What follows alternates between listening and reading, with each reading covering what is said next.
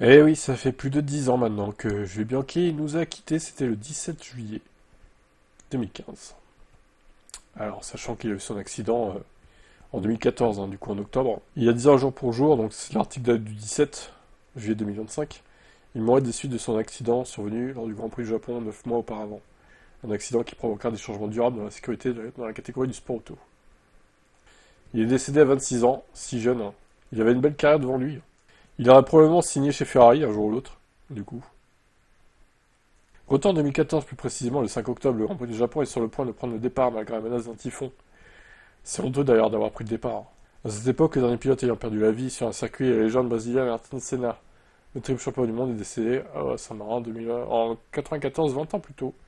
Sur le circuit, à cause d'une pluie torrentielle, la visibilité est presque nulle. La direction de course décide que les pilotes s'élanceront derrière le safety car. Mais même avec leur réduite, plusieurs pilotes sont victimes d'aquaplaning. Après 2 tours, Marcus Ericsson est en tête à queue. Le drapeau rouge est agité. Le temps que les conditions s'améliorent quelques instants plus tard, les pilotes sont de nouveau derrière la voiture de sécurité. La course démarre finalement. Après plusieurs tours de reconnaissance, mais la piste reste très piégeuse au 42e tour.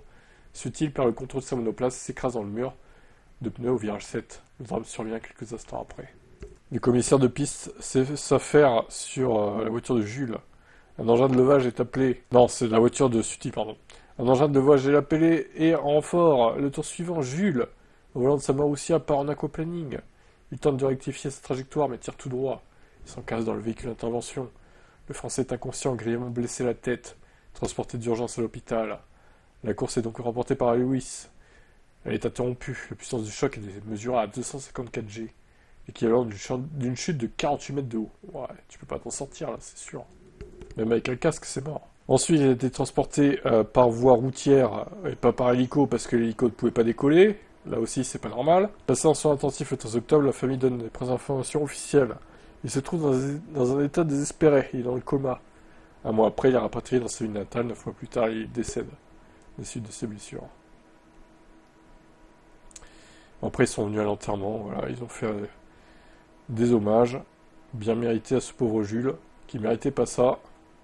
Alors du coup, qu'est-ce qu'ils ont mis en place depuis? Suite à cet accident, la Fédération internationale d'automobile entreprend des mesures pour renforcer la sécurité en piste. En 2015, ils mettent la VSC, une mesure faite pour obliger l'ensemble des pilotes à ralentir drastiquement.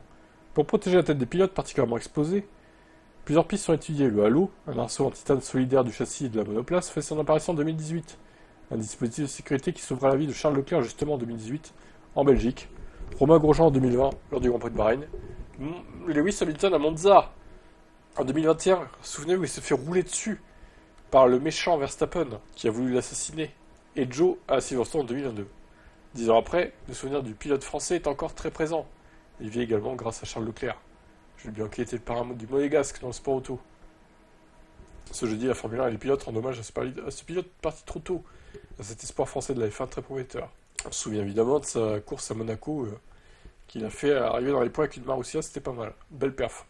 Ouais, bah franchement, c'est triste, hein. Il aura une belle carrière. Alors franchement, il aura peut-être signé chez Ferrari avec Vettel à un moment donné.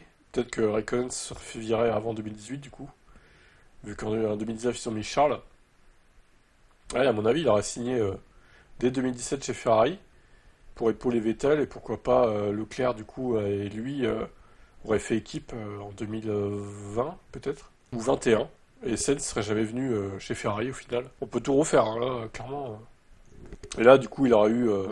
En 2025, il aura eu combien, là, du coup? Il aura eu 10 ans de plus, donc 36.